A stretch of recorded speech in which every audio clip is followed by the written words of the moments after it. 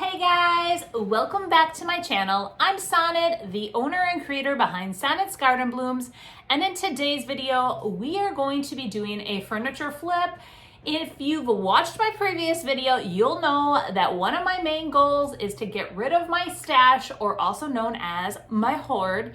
So we are starting that in today's video, so follow along while I transform 2 end tables. If you watched my last video on my 2023 goals, you will know that my big goal this year is to get organized, really downsize my hoard or my stash, and that's what we're doing here today. So I went into my garage. I do have it somewhat organized with all my furniture pieces, and I plan on doing a mega revamp of all 3 booths for spring. So I do need to get some big pieces ready for that booth flip, or all those booth flips. And these items I've had for quite some time. Now, I actually had them in my home for a while. So today, what I'm going to do is we are going to clean them up and get them painted and do a total revamp on them. So you can see they are pretty dirty. They've been in the garage for a while. They also had some wear and tear just from years of use. And I don't know if something was spilled on one. The top is a little funky. So I came up with the idea that I wanted to decoupage the top. To start the project, I'm going to use 2 different colors from DIY Paint. I'm using Little Black Dress, and then for the top, I am going to use Vintage Linen. Now, anytime I use decoupage paper, I like to use a white base underneath. It really makes the paper pop. I've had mixed comments when I've used decoupage paper and recommend the white. You don't necessarily have to start with a white base, but you want to because it really makes your paper pop. So let's go ahead and get started painting the base and the top. Now I'm just taking a damp rag and I'm washing the entire piece. I just want to make sure that there's no dirt or grime on it before I start painting. I'm going to remove the drawers and remove the hardware as well, because we're going to be painting the fronts of the drawers and the entire top and base of the actual end table. I let them dry very thoroughly, and now I'm coming in and I am going to apply 2 coats of DIY's Vintage Linen to both tops of the tables. I really try to get out any of the brush strokes as I'm applying the paint. So once I apply it, I go back with my brush and just do an even stroke over the entire piece.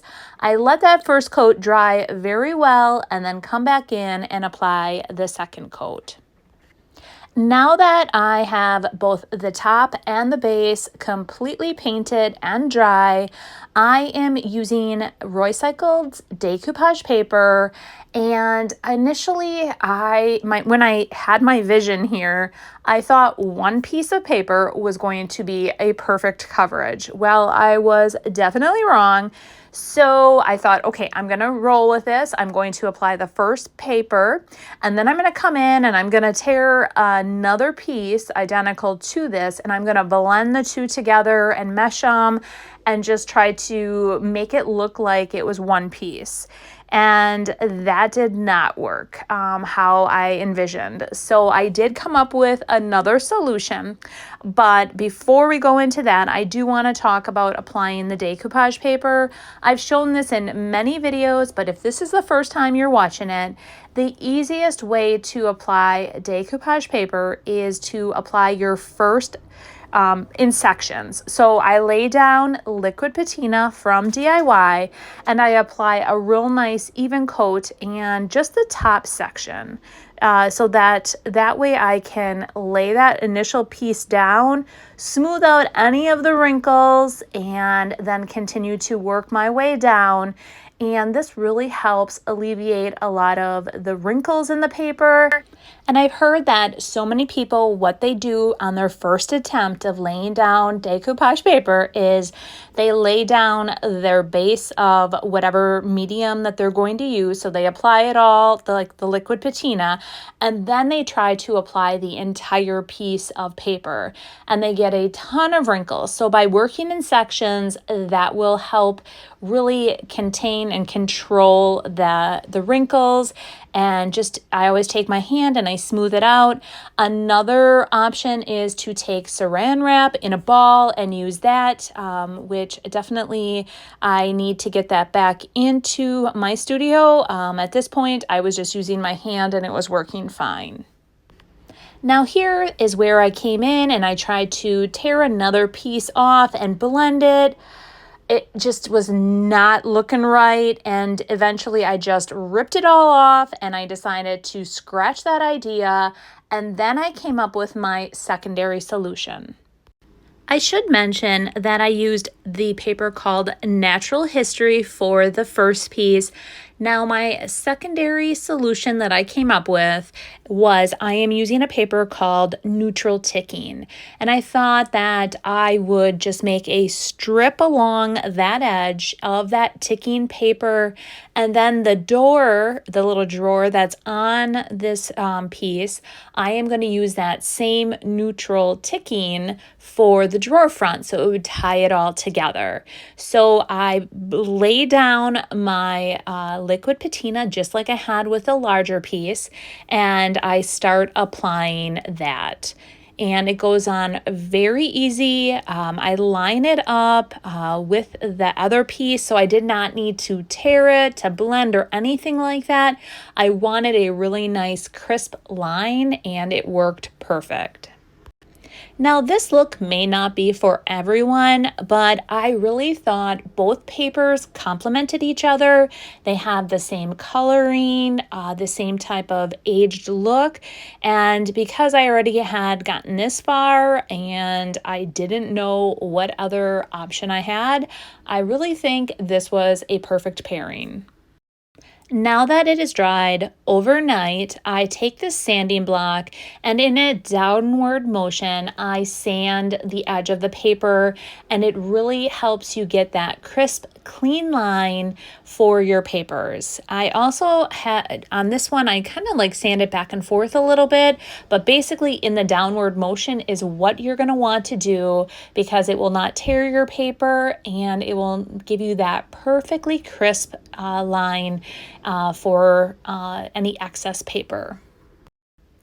So I did that for both of the tables, and what I did for the edges is once I got to the edge, I trimmed off any excess and then I just added a little bit more liquid patina to that, and then it completely sealed the corners in. Now I brought my piece outside with my hand sander and I am going to distress it. And I know some of you do not like it when I distress all my pieces. It is just something that I enjoy. I prefer doing to my pieces because anytime you paint them and you have them in your booth, there's always a possibility that somebody's going to ding it and then I would have to start over. So I just add a little bit of distress and wear and tear to the piece to give it a little bit of an aged look. And then that way, if something were to happen in my booth, it's not a huge deal. Now I'm taking Big Top and I am going to completely seal my piece. What I do first is I seal the entire base, let that dry, wash my brush, and then I do seal the entire top as well. On this piece, because these are, it's a tabletop, I do put 3 coats of Big Top on the top to completely seal it. Anytime you are using DIY paint, it can be reactivated, so you do want to seal it with some type of top coat, wax, something like that. Now, all the products used in today's video you can find out on my website at www.sonnetsgardenblooms.com.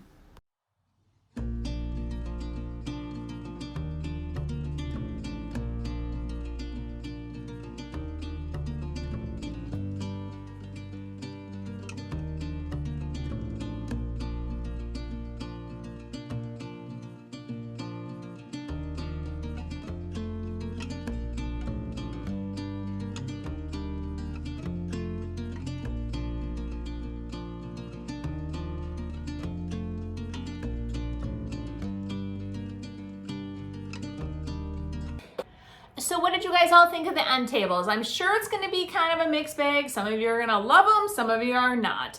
I had to come up with some type of solution. I already had laid down the paper. My original idea did not work. Ugh, freaked me out, but I quickly came up with a secondary solution.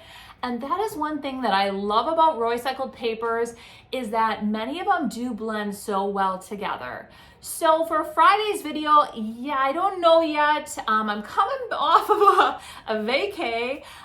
It was so nice and relaxing just getting back up to the area where our cottage is at. We actually stayed at a resort, just had so much fun. But now it's like I need to kick her back into high gear. So Friday's video is kind of up in the air at this point, but you guys have yourself a great weekend, and I hope you all had a happy New Year's, but we'll see you guys Friday. Bye.